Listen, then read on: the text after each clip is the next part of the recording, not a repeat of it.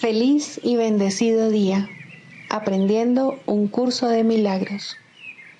El secreto de la verdadera oración es olvidarte de las cosas que crees necesitar.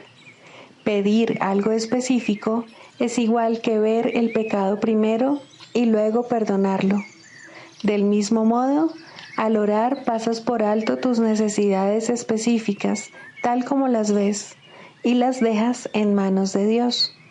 Ahí se convierten en los regalos que le haces, pues le dicen que no antepondrás otros dioses a Él, ni que quieres otro amor que el suyo. Este libro es un comienzo, no un final.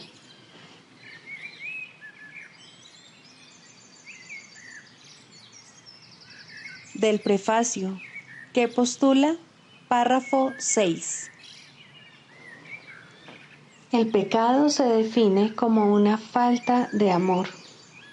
Puesto que lo único que existe es el amor, para el Espíritu Santo el pecado no es otra cosa que un error que necesita corrección en vez de algo perverso que merece castigo. Nuestra sensación de ser inadecuados, débiles o de estar incompletos procede del gran valor que le hemos otorgado al principio de la escasez, el cual rige al mundo de las ilusiones. Desde este punto de vista, buscamos en otros lo que consideramos que nos falta a nosotros. Amamos a otro con el objeto de ver qué podemos sacar de él.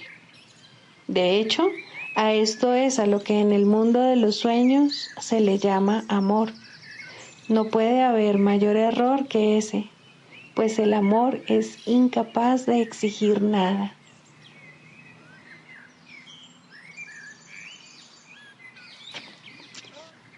Introducción. Este es un curso de milagros, es un curso obligatorio. Solo el momento en que decides tomarlo es voluntario. Tener libre albedrío no quiere decir que tú mismo puedas establecer el plan de estudios. Significa únicamente que puedes elegir lo que quieres aprender en cualquier momento dado. Este curso no pretende enseñar el significado del amor, pues eso está más allá de lo que se puede enseñar. Pretende, no obstante, despejar los obstáculos que impiden experimentar la presencia del amor, el cual es tu herencia natural. Lo opuesto al amor es el miedo, pero aquello que todo lo abarca no puede tener opuestos. Este curso puede, por lo tanto, resumirse muy simplemente de la siguiente manera. Nada real puede ser amenazado. Nada irreal existe. En esto radica la paz de Dios.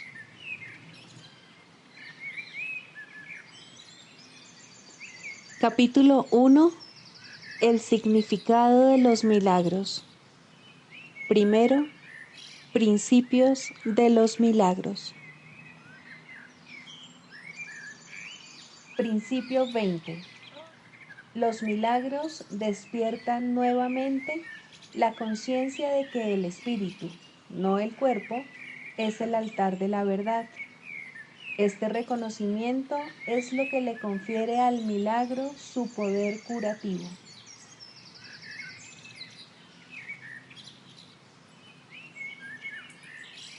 El fin de la injusticia. ¿Qué es entonces lo que aún hay que deshacer para que puedas darte cuenta de su presencia?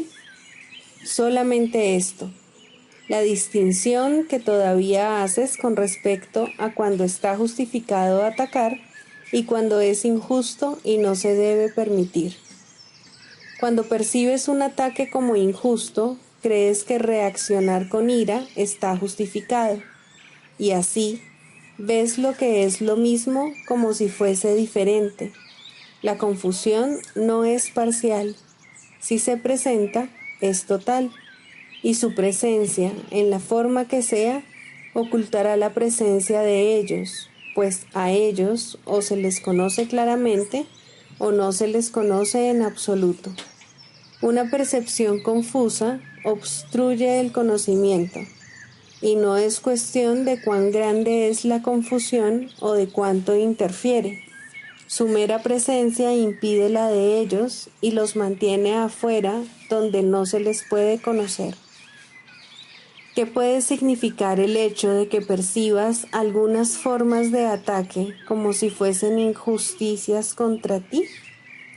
Significa que tiene que haber otras que tú consideras justas, pues, de otro modo, ¿cómo se podrían juzgar algunas como injustas? Por lo tanto, a algunas se les atribuye significado y se perciben como sensatas, y solo otras se consideran insensatas, y esto niega el hecho de que todas carecen de sentido, de que están desprovistas por igual de causa o consecuencias, y de que no pueden tener efectos de ninguna clase. Su presencia se nubla con cualquier velo que se interponga entre su radiante inocencia y tu conciencia de que dicha inocencia es la tuya propia y de que le pertenece por igual a toda cosa viviente junto contigo. Dios no pone límites, y lo que tiene límites no puede ser el cielo, por lo tanto, tiene que ser el infierno. La injusticia y el ataque son el mismo error, y están tan estrechamente vinculados que donde uno se percibe, el otro se ve también. Tú no puedes ser tratado injustamente. La creencia de que puedes serlo es solo otra forma de la idea de que es otro y no tú quien te está privando de algo. La proyección de la causa del sacrificio es la raíz de todo lo que percibes como injusto y no como tu justo merecido.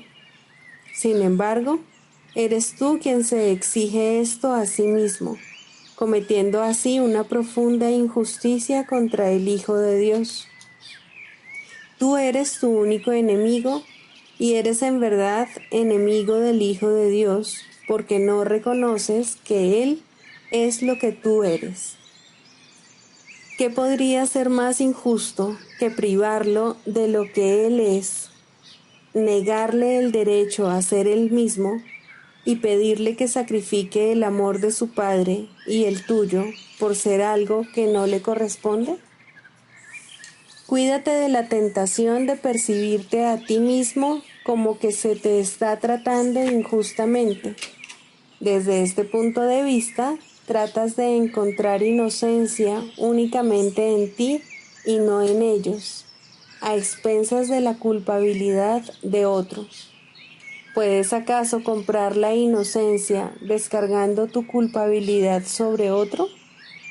¿Y no es acaso la inocencia lo que tratas de conseguir cuando lo atacas? ¿No será la represalia por tu propio ataque contra el Hijo de Dios lo que buscas? ¿No te hace sentir más seguro creer que eres inocente con respecto a eso y que has sido una víctima a pesar de tu inocencia? No importa cómo se juegue el juego de la culpabilidad. Alguien siempre tiene que salir perdiendo, y alguien siempre tiene que perder su inocencia para que otro pueda apropiarse de ella y hacerla suya. ¿Crees que tu hermano es injusto contigo porque crees que uno de vosotros tiene que ser injusto para que el otro pueda ser inocente? Y en ese juego percibes el único propósito que le adscribes a tu relación. Y eso es lo que le quieres añadir al propósito que ya se le ha asignado. El propósito del Espíritu Santo es que la presencia de tus santos invitados te sea conocida. A ese propósito no se le puede añadir nada, pues el mundo no tiene otro propósito que ese. Añadirle o quitarle algo a esa única finalidad es privar al mundo y privarte a ti mismo de todo propósito, y toda injusticia que el mundo parezca cometer contra ti, tú la has cometido contra el mundo al privarlo de su propósito y de la función que el Espíritu Santo ve en él. y de este modo se le ha negado la justicia a toda cosa viviente sobre la faz de la tierra. No puedes ni siquiera imaginarte los efectos que esa injusticia tiene sobre ti, que juzgas injustamente y que ves tal como has juzgado. El mundo se vuelve sombrío y amenazante, y no puedes percibir ni rastro de la feliz chispa que la salvación brinda para alumbrar tu camino. Y así te ves a ti mismo privado de la luz, abandonado en las tinieblas e injustamente desposeído de todo propósito en un mundo fútil. El mundo es justo porque el Espíritu Santo ha llevado la injusticia ante la luz interna, y ahí toda injusticia ha quedado resuelta y reemplazada con justicia y amor. Si percibes injusticias en cualquier parte, solo necesitas decir: con esto niego la presencia del Padre y la del Hijo, mas prefiero conocerlos a ellos que ver injusticias, las cuales se desvanecen ante la luz de su presencia.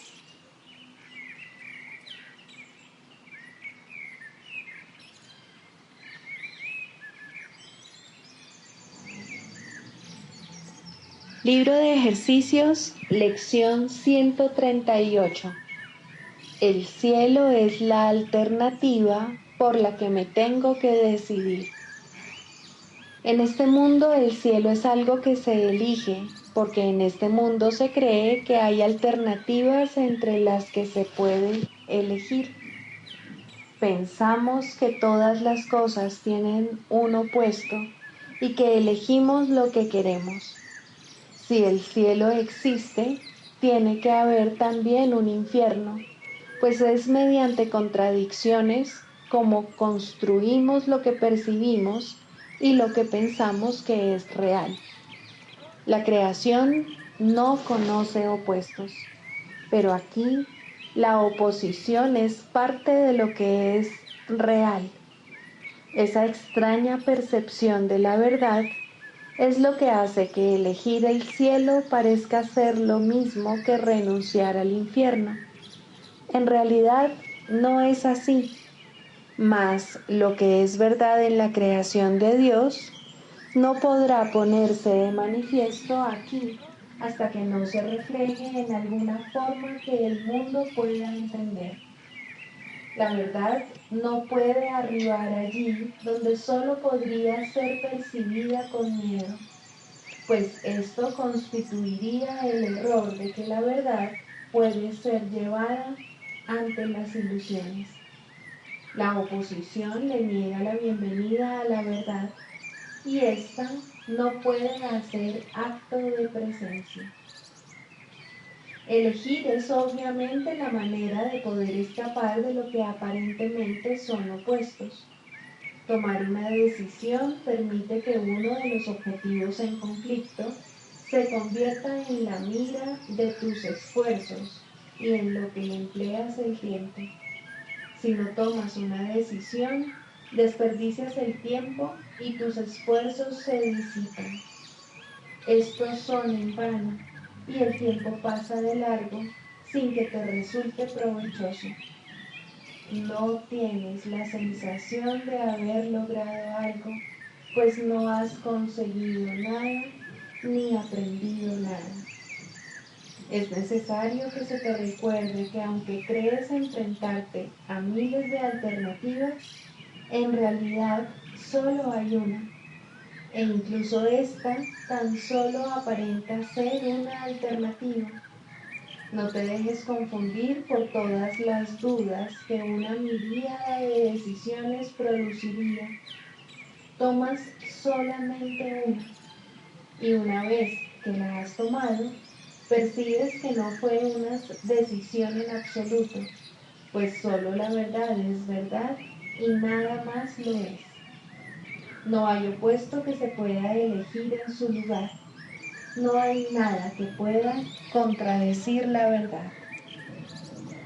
Toda decisión está basada en lo que se ha aprendido, y la verdad no es algo que se pueda aprender, sino tan solo reconocer. En este reconocimiento reside su aceptación y al aceptarse se conoce, mas el conocimiento se encuentra más allá de los objetivos que nos proponemos enseñar dentro del marco de este curso. Nuestros objetivos son objetivos de enseñanza que se logran al aprender cómo alcanzarlos, qué son y qué te ofrecen. Tus decisiones son el resultado de lo que has aprendido, pues se basan en lo que has aceptado como la verdad con respecto a lo que eres y a lo que son tus necesidades.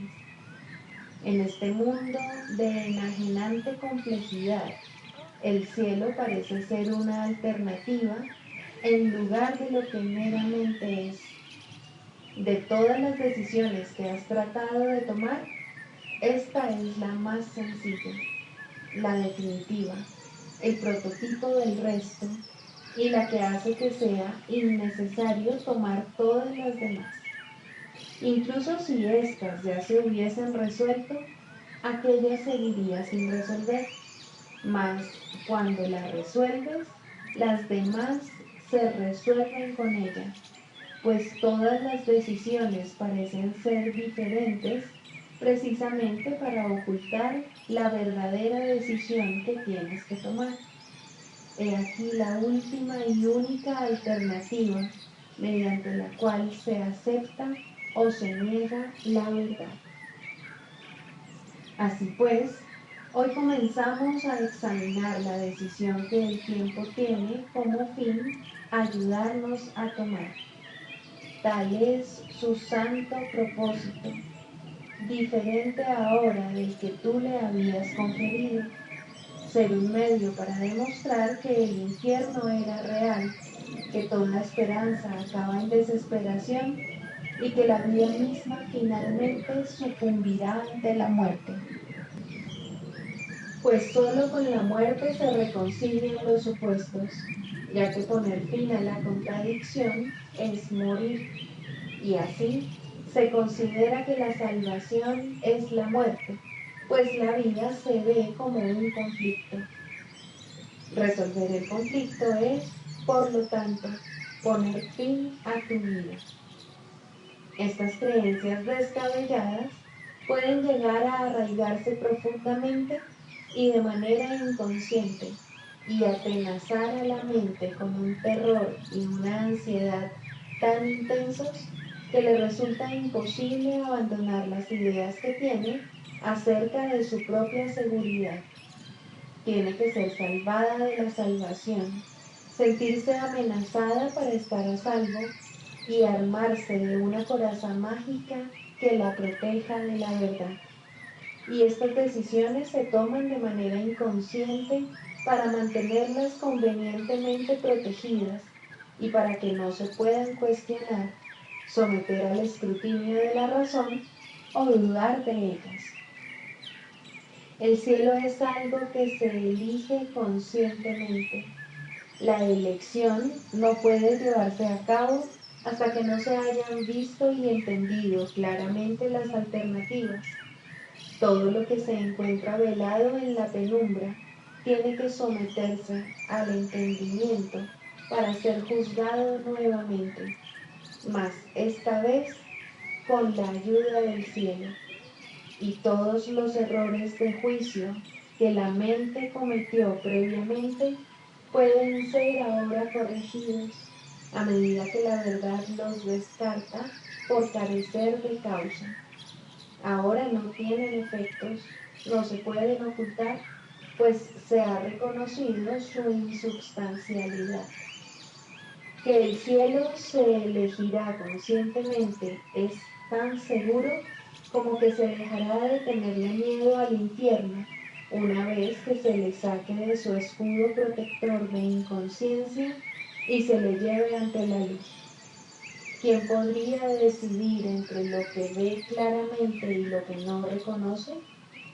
Por otra parte, ¿quién podría dejar de elegir entre dos alternativas si ve que solo una de ellas es valiosa y que la otra carece de valor al no ser más que una fuente imaginaria de culpabilidad y de dolor?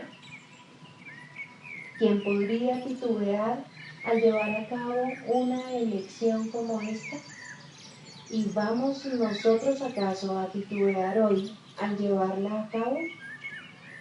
Al despertar nos decidimos por el cielo y dedicamos 5 minutos a asegurarnos de que hemos tomado la única decisión que es cuerda.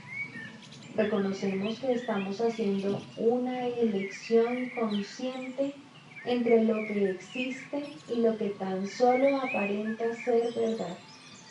Mas cuando se lleve ante la luz de lo que es real, se ve cuán frágil y transparente es su pseudoexistencia. Ahora no inspira terror, pero lo que se hizo enorme, vengativo y despiadado de tanto odio, necesita de la oscuridad para dar cobijo al miedo. Ahora se reconoce que no fue más que un error trivial y sin importancia. Antes de irnos a dormir esta noche, reafirmaremos la elección que habremos estado llevando a cabo cada hora. Y ahora dedicaremos los últimos 5 minutos de nuestro día a la decisión que tomamos al despertar. Con el pasar de cada hora, hemos reafirmado nuestra elección con un breve momento de quietud dedicado a mantener la cordura. Y finalmente, concluiremos el día con lo que sigue a continuación, reconociendo que solo elegimos lo que realmente queremos. El cielo es la alternativa por la que me tengo que decidir. Me decido por él ahora y no cambiaré de parecer, pues es lo único que quiero.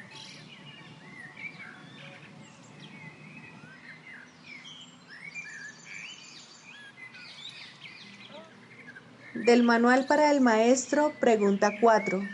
¿Cuáles son las características de los maestros de Dios? 8. Paciencia.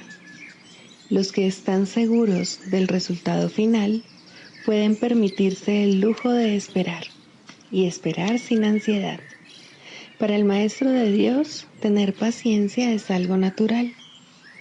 Todo lo que ve son resultados seguros que ocurrirán en un momento que tal vez aún le sea desconocido, pero que no pone en duda. El momento será tan apropiado como la respuesta. Y esto es verdad con respecto a todo lo que ocurre ahora u ocurra en el futuro. En el pasado no se produjeron tampoco errores, ni ocurrió nada que no sirviese para beneficiar al mundo, así como aquel a quien aparentemente le ocurrió. Tal vez esto no se entendió así en su momento. Con todo, el Maestro de Dios está dispuesto a reconsiderar todas sus decisiones pasadas, si éstas le están causando dolor a alguien. Tener paciencia es algo natural para aquellos que tienen confianza. Seguros de la interpretación final de todas las cosas en el tiempo, ningún resultado, ya visto o por venir, puede causarles temor alguno.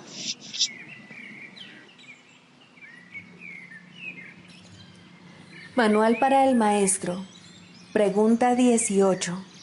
¿Cómo se lleva a cabo la corrección?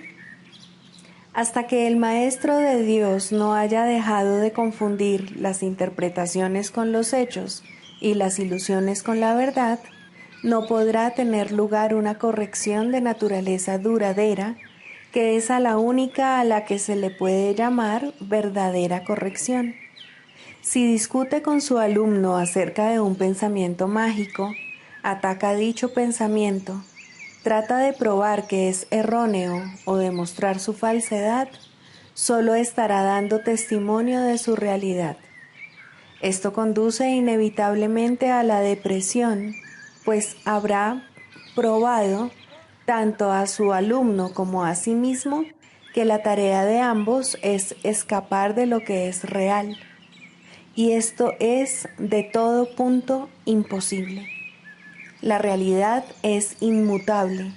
Los pensamientos mágicos no son sino ilusiones, pues, de no ser así, la salvación no sería más que el mismo sueño irrealizable de siempre, solo que con una nueva fachada. El sueño de la salvación, en cambio, tiene un nuevo contenido, y la diferencia entre ambos no estriba solo en la forma. La lección más importante que los maestros de Dios deben aprender es cómo reaccionar sin ira ante los pensamientos mágicos. Solo de esta manera pueden proclamar la verdad acerca de sí mismos. El Espíritu Santo puede entonces hablar a través de ellos acerca de la realidad del Hijo de Dios y recordarle al mundo lo que es la impecabilidad, la única condición inalterada e inalterable de todo cuanto Dios creó. El Espíritu Santo puede ahora proclamar la palabra de Dios a oídos atentos y llevar la visión de Cristo a ojos que ven. Ahora Él es libre de enseñarles a todas las mentes lo que ellas en realidad son, para que gustosamente les sean devueltas a Él. Y ahora, en su visión y en la palabra de Dios, se perdona y se pasa por alto completamente la culpabilidad. La ira no hace más que proferir a gritos, la culpabilidad es real. La realidad queda obliterada cuando esta creencia de mente reemplaza a la palabra de Dios. Ahora son los ojos del cuerpo los que ven y sus oídos los únicos que pueden oír. El limitado espacio que ocupa y su exiguo aliento se convierten en el criterio con el que medir la realidad, y la verdad se vuelve diminuta e insignificante. La corrección tiene una sola respuesta para todo esto y para todo el mundo que se basa en ello.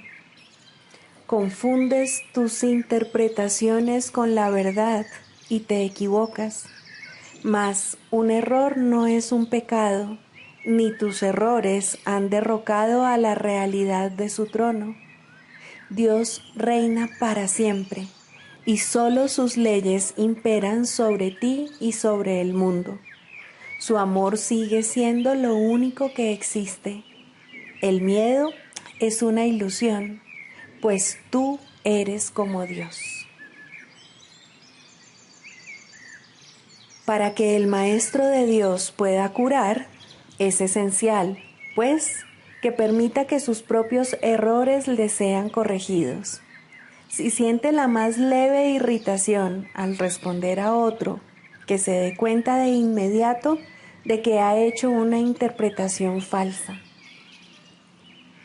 Que se dirija entonces a su eterno guía interno y deje que sea Él quien juzgue cuál debe ser su respuesta. De este modo, el Maestro de Dios se cura y en su curación su alumno se cura con él. La única responsabilidad del Maestro de Dios es aceptar la expiación para sí mismo. La expiación es sencillamente la corrección o anulación de los errores. Cuando se haya alcanzado, el Maestro de Dios se habrá convertido, por definición, en un obrador de milagros. Sus pecados le habrán sido perdonados y él ya no se condenará a sí mismo. ¿Cómo podría entonces condenar a otros? ¿Y habría alguien al que su perdón no pudiese curar?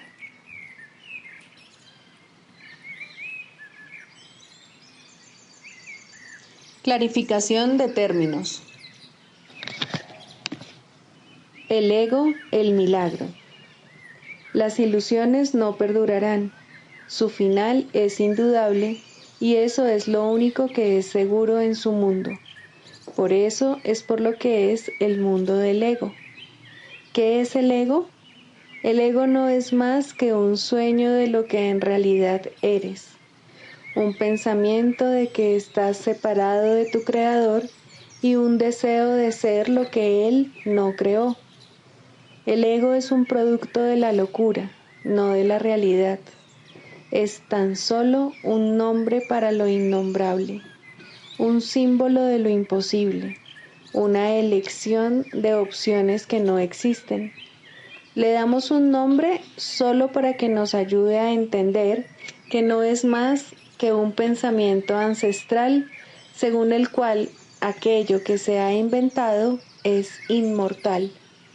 Mas, ¿qué podría proceder de ello excepto un sueño que, al igual que todos los demás sueños, tan solo puede terminar en la muerte? ¿Qué es el ego? El ego no es nada, pero se manifiesta de tal forma que parece ser algo. En un mundo de formas no se puede negar al ego, pues solo él parece real. Mas, ¿podría el Hijo de Dios, tal como su Padre lo creó, morar en una forma o en un mundo de formas? Si alguien te pide que definas al ego y expliques cómo se originó, es porque cree que el ego es real e intenta, por definición, asegurarse de que su naturaleza ilusiva quede oculta tras las palabras que parecen otorgarle realidad. Ninguna definición que se haya hecho de una mentira puede hacer que ésta sea verdad, ni tampoco puede haber una verdad que las mentiras puedan realmente ocultar. La irrealidad del ego no se niega con palabras, ni su significado se vuelve claro por el hecho de que su naturaleza parezca tener una forma. ¿Quién puede definir lo indefinible? Sin embargo, incluso para esto hay una respuesta. No podemos formular realmente una definición de lo que es el ego, pero sí podemos decir lo que no es. Y esto lo podemos ver con perfecta claridad. Basándonos en eso, podemos deducir lo que es. Observa su opuesto y verás la única respuesta que tiene sentido. A lo opuesto al ego, desde cualquier punto de vista, origen, efectos y consecuencias, le llamamos milagro.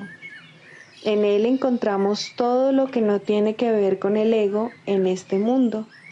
El milagro es lo opuesto al ego, y solo en él podemos observar lo que era el ego, pues en él vemos lo que éste aparentemente hacía, y la causa y sus efectos no pueden sino seguir siendo una misma cosa. Donde antes había obscuridad, ahora veremos luz. ¿Qué es el ego? Lo que antes era la obscuridad. ¿Dónde está el ego? Donde antes estaba la oscuridad.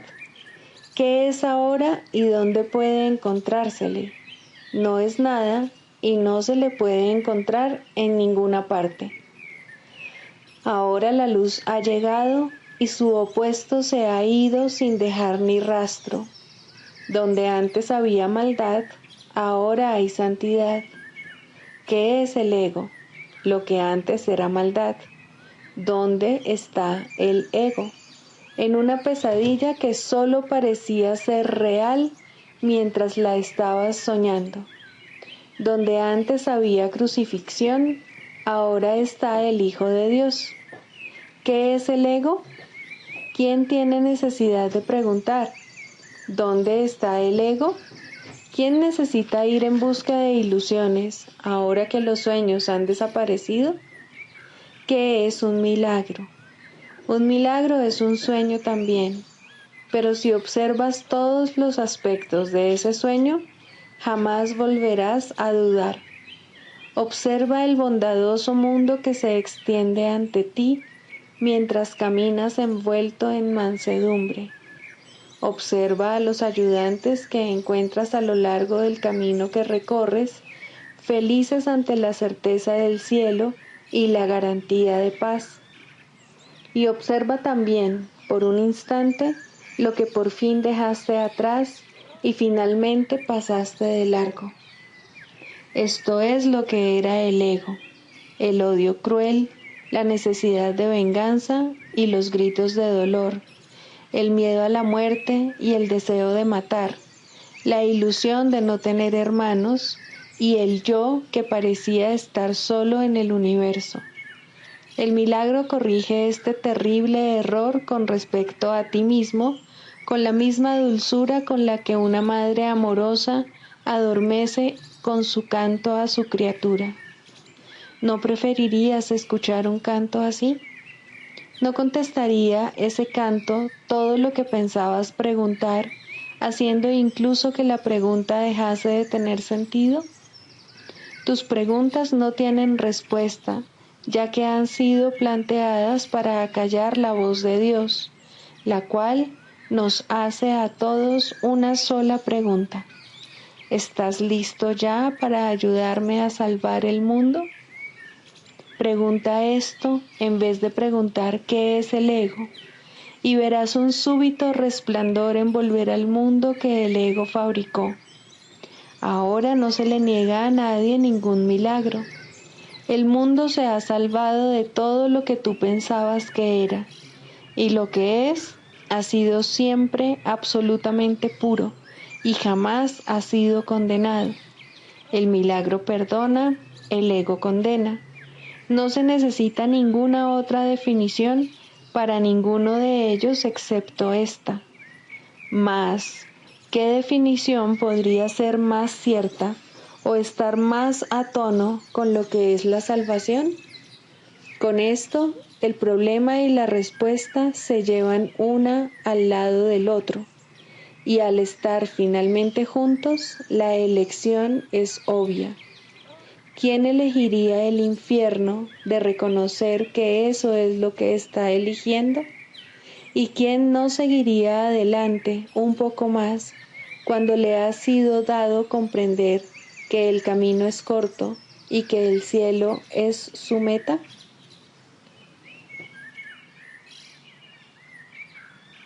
Sigamos a Jesús haciendo del perdón algo tan natural como respirar y algo tan vital como el aire.